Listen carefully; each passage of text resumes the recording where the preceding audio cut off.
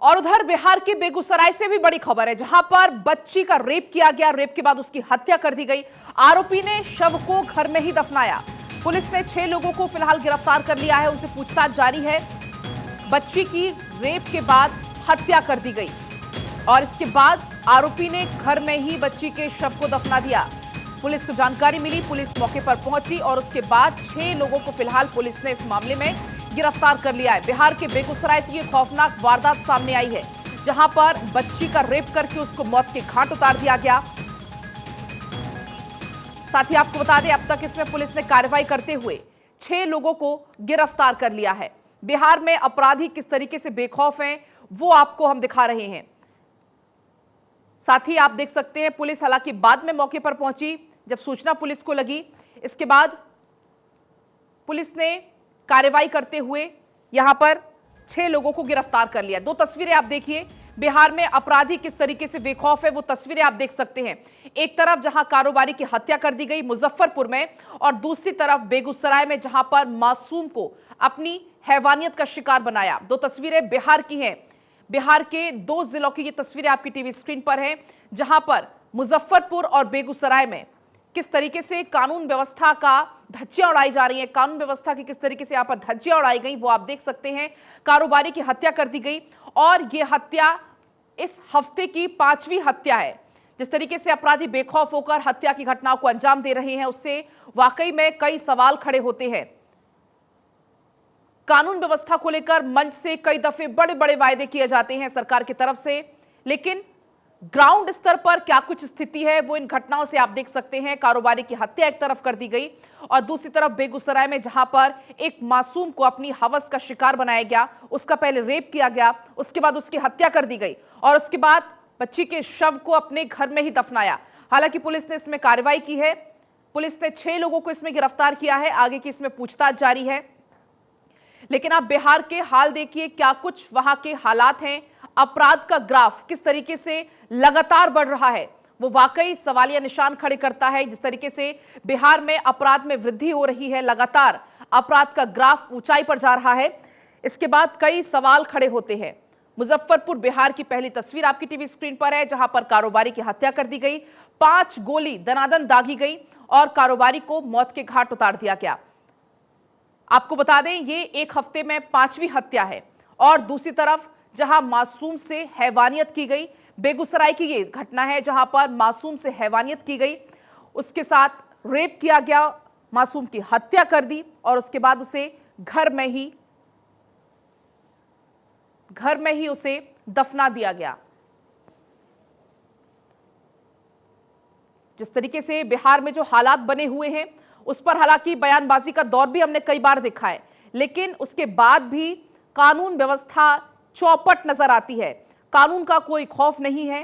अपराधियों का तांडव हर जिले में देखने को मिलता है।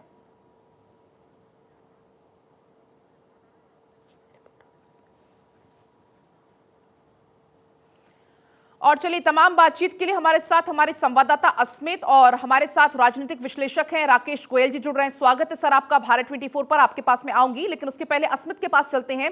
अस्मित, जिस तरीके से घटनाएं लगातार बिहार में सामने आ रही, एक तरफ बच्ची से हैवानियत होती है, कारोबारी की हत्या होती है, यहां तो सिर्फ अभी हम फिलहाल 2 इन घटनाओं का जिक्र कर रहे हैं, लेकिन बिहार में ऐसे अपराध का ग्राफ लगातार बढ़ रहा है।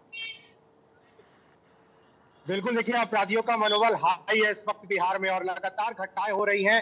बिहार के मुजफ्फरपुर में जो घटना घटी है, 25 वर्षीय राहुल की हत्या कर दी गई है। कल हॉस्पिटल ले जाने के क्रम में ही उसने दम तोड़ दिया है। बताया जा रहा है कि अपराधी 5 की संख्या में आए थे, दनादन गोलियां बरसाया उन्होंने और वहां से सीधे वो चलते बने। देखिए, इसको लेकर के वहां के प्रशासन लगातार ये कह रहा है, वहां के एसपी का कल ही बयान आया था रात को कि लगातार छापेमारी हो रही है, सीसीटीवी कैमरे जो है वो खंगाले जा रहे हैं। लेकिन बड़ा सवाल उठ रहा है कि पुलिस प्रशासन आखिर कर क्या रही है। नीतीश कुमार लगातार बड़े बड़े दावे करते रहे और अपराधियों को लेकर के पुलिस, बिहार के डीजीपी आर एस भट्टी का बयान सामने आया था। उन्होंने कहा था कि जब मैंने पदभार ग्रहण किया है तो बिहार में आपको क्राइम का जो ग्राफ है वो कम दिखेगा। लेकिन बिहार के मुजफ्फरपुर की अगर उदाहरण सिर्फ ले ले तो देखिए 5 घटनाएं, 5 हत्या जो है सप्ताह के अंदर हो गई है, जिसके बाद बड़ा सवाल उठ रहा है। लेकिन अभी तक पुलिस के गिरफ्त से बाहर है अपराधी। कुछ लोगों की गिरफ्तारी हुई है, पूछताछ कर रही है पुलिस, लेकिन इसके पहले भी 12 वर्षीय मासूम की भी हत्या कर दी गई थी, जिसके बाद उसके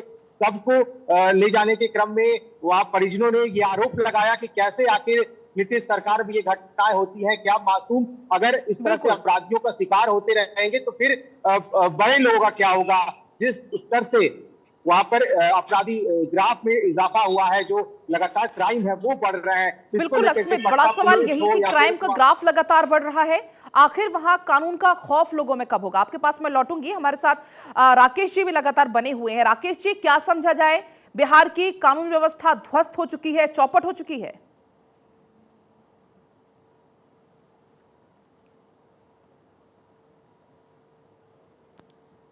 राकेश जी, राकेश जी, आप एक बार अपने मोबाइल फोन को अनम्यूट कीजिएगा।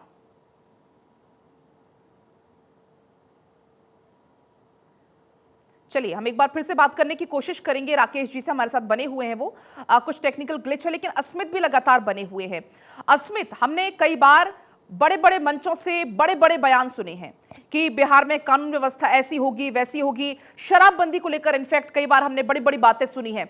लेकिन एक तरफ शराबबंदी भी विफल नजर आ रही है, दूसरी तरफ अपराध भी लगातार बढ़ रहा है।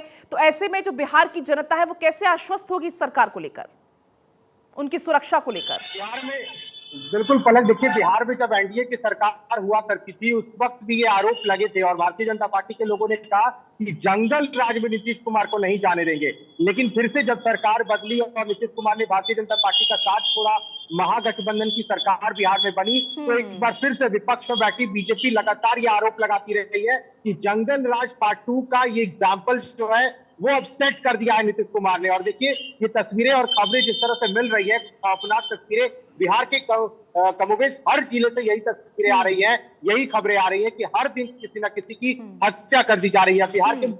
अस्मित, कुल मिलाकर इसे अगर हम ऐसे देखें, सरकार कोई भी रहती हो लेकिन बिहार की तस्वीर कुछ यही रहती है। फिलहाल आपका शुक्रिया तमाम जानकारी के लिए।